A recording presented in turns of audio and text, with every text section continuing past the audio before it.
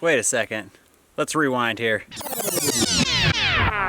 Ariel and I, we love to raise our own food. We have raised pigs in the past and are considering doing so here in Alaska in the future. We have a lot of projects this spring and summer, and raising pigs and getting pens set up, we don't think it's gonna make it in this year.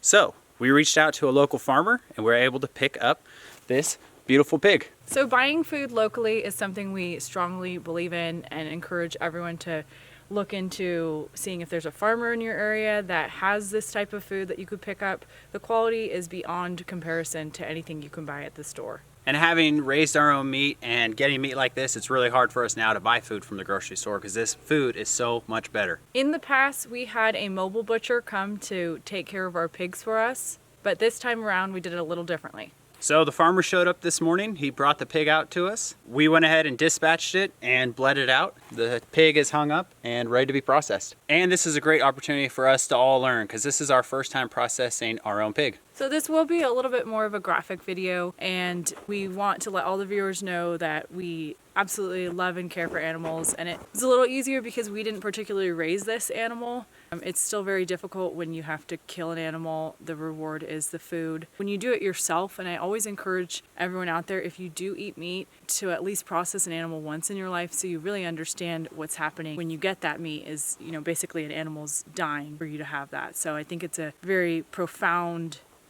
understanding of life and death. So today we're going to show you all the things that you can get from this pig. You can basically use it from head to toe. And to kill a pig like that, what we did is we used a .22 rifle and I shot it behind its ear into the brain.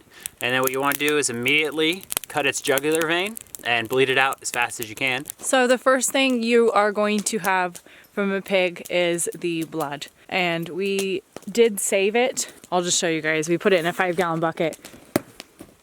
It's not a crazy amount, but it's really rich in nitrogen. So it's actually an excellent fertilizer. So we're getting a little fire going. We're going to use this to char some of the hair off chunks of skin after we're done cleaning it.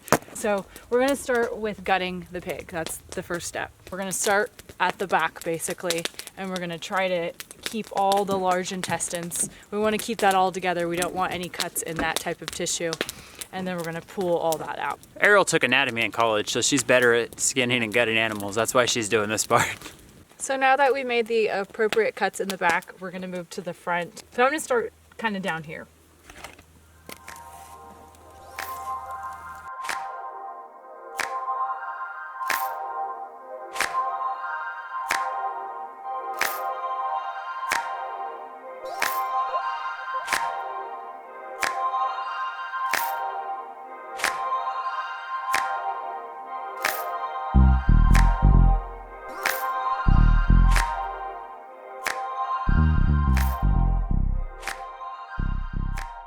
And we're basically going to save almost every single part that we won't eat for our dogs. We'll go over that in just a bit. So this is the stomach.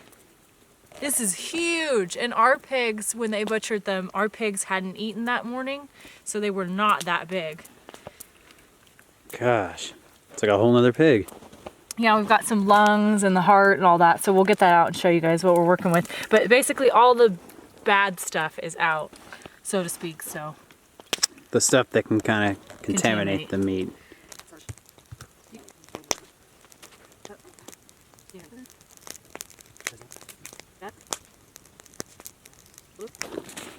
Okay, so this is the stomach. We're saving the stomach for the dogs, and they can eat all of what she ate, but I guess just because we're freezing it or just I'm emptying it, I figured the birds will appreciate it and pick through it. It's mainly... Or the neighbor's dog. Barley. What is he feeding her? They're feeding him some of the spent grains. Hops and barley. Hay. She was eating some hay when she got here and pellets. So the pigtail is one of the best little treats you can give the dogs. All I did was cut it off and I singed the hair off for the dogs. Didn't cook the bone. I don't want to feed them the cooked bone. But Bandit is enjoying his. Bo already finished his. If you're wondering if this pig has heart, it's got a lot of heart. I don't know why you would say that. It doesn't even make any sense. Okay, so I know it's not a very pretty scene, but we did get the head off. And then from there we were able to take the trachea and the windpipe and all that out and the throat. So we have that set aside. I was gonna go over with you guys just a few of the organs and also what we're gonna be using them for. We're using them for our dogs. You can eat them. You can also not eat them. We're just trying to maximize everything. And the organs are super healthy. They have lots of minerals and vitamins in them. So that's why we're feeding them to our dogs. And if you're gonna be feeding dogs a raw diet, like all raw, and you're not supplementing them with anything from the store, there's like a certain percentage you want to follow, and it's about 80% muscle meat, about 10% bones or ground up bones, and then the other 10% is going to be like your vital organs, which are spleen, kidney, and liver. So when we're talking about muscle meat, it's basically the meat of an animal or certain organs that didn't follow into the other category. So we've got stomach here. I flipped it inside out. We've got small intestines. We've got the heart. These are lungs. And this is because it's a female, she had ovaries. And then I think this was her uterus. It kind of tightened up. And then this is a bladder. The one organ we didn't seem to find, and I know it's probably in here, is the pancreas. It's tiny and it does resemble the fat. These organs they fall into that 10% that we were talking about. This is the liver. We've got lots of lobes there, and then we've got 2 kidneys and a spleen. And so these are very rich. Your dog only needs a teeny tiny bit of those in their diet.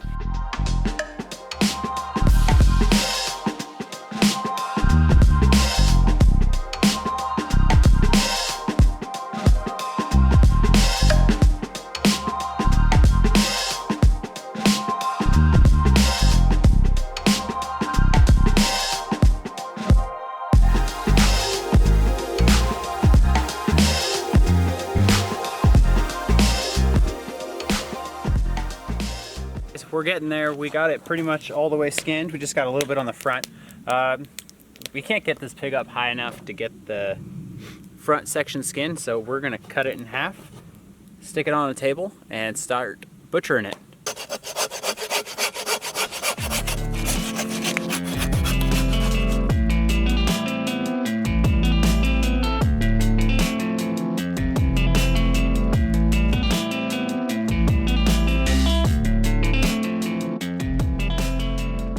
Okay, so we got the generator going to get the water fired up, and we're done cutting the carcass in half, and we got the front feet removed, all the skins off of it, and Ariel's just going ahead and giving them a hose down. So we're almost on the last piece of skin that we're cooking over the fire for the dogs, making little treats, and Ariel's axing them into small little pieces, and then we're just putting them in Ziploc bags, and then we're going to go ahead and bring half of this pig inside and get started in there. And it's pretty nice being able to do this in the winter when it's cold outside and there's no flies or the heat you have to worry about. So it's been several hours, and we decided we wanted to get the first whole half processed on our own, just since we hadn't done it before. We're gonna walk a little bit through this process and point some things out when we're doing this half. It was way harder than we expected to, and it took a lot longer. Yeah, we've done deer and we've done chickens and stuff like that, but with this we feel like it's a little different because you're actually using a lot of the bones in the cuts, whether it's the ribs or the bone-in pork chops or the ham. We're kind of just taking our time and we're learning as we go. We are obviously done with the first half. As you can see, that's half of the meat, and we're really happy with how much we've gotten so far. This half should go way faster since we kind of know what we're doing. Yeah, and we're not butchers, so everyone can process a pig a different way, and we're just looking at kind of what we want, what we're going to use it for. So we want a lot of sausage, certain things like that. So the first thing that we are going to do is section the pig into 4 parts. And they're called primal parts. There's the shoulder, the ham, you've got your belly, and then the loin.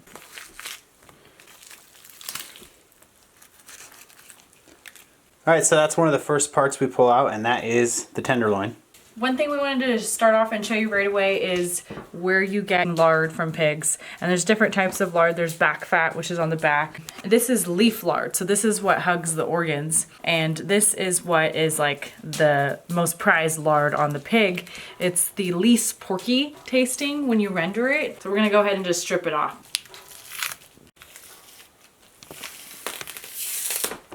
So now that we got that tenderloin out and got the leaf lard removed, we're going to section it into the 4 primal parts.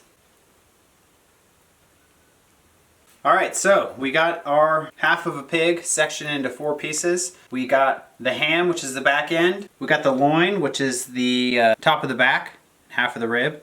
And then we got the belly, and we got the front shoulder. So the front shoulder, you're gonna get some really nice roast from. You're gonna get some ribs. The belly, you're gonna get the spare ribs, you're gonna get the bacon, and you're gonna get the belly fat. This section, we already got the tenderloin out of, and we're gonna get these awesome bone-in pork chops. This back section, you're gonna get the sirloin cuts, and you're also gonna get your ham.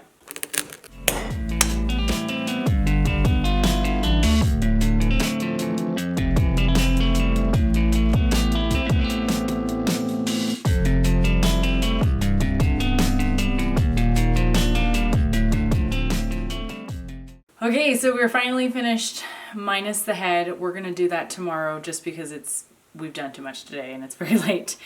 We have a whole bag of bones outside that we're gonna be using for bone broth for the dogs and also probably soups, because these are some really nice bones. So Eric did a great job at pork chops and sirloin steaks. Some of them are bone in and some of them are not. We've got a whole bunch of roasts, hocks, we've got ribs. That's a whole ham. We divided up the other ham. And then these are just fresh bacon. And we ended up with more roasts. This is the leaf lard. We actually didn't end up with a whole bunch of fat. And again, that's because we skinned it. So that's, you know, all the fat mixed together. And this is 3 bowls of sausage. So we're going to have a bunch of sausage, which is awesome. One thing I wanted to point out is this pig is a Berkshire and a Hereford cross. I think I'm saying that right. And so they're known to have a little bit darker meat. And it has, you may not be able to see it, but it's got this marbling. And it's not really obvious, but when you cook it, what happens is there's like these intricate layers of fat, which makes the meat super delicious. And in our opinion, a little bit better than what you'll get commercially. So we're going to get this packaged up and we'll show you what it looks like when we're done.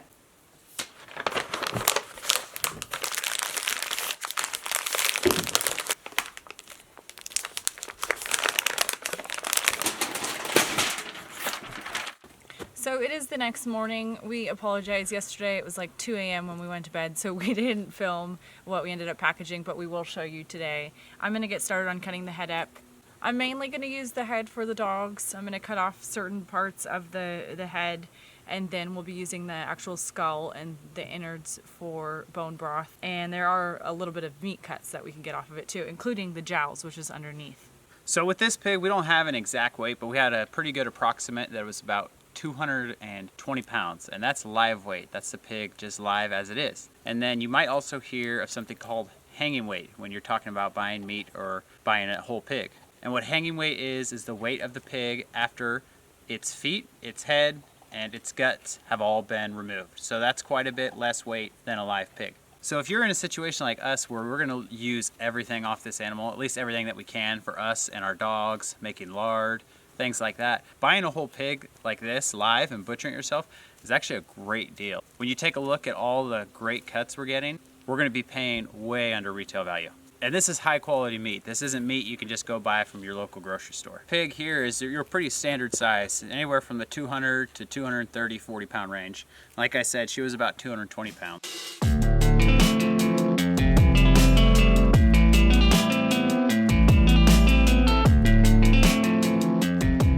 So I'm taking off the snout now. Pigs have those long noses that they use for rooting. That's to get the minerals and eat the dirt. Depending on what pigs eat and basically the lifestyle, how they were raised, that also imparts on the flavor of the pig. A lot of this was trim meat. We took off the jowls, which are pretty much like the skin. They kind of puff up when you cook them. The tongue's gonna be for the dogs. And then I took off some muscles around the lower jaw and gave them to the dogs. And then this will be bone broth. So I'm gonna get this put away with the rest of the stuff.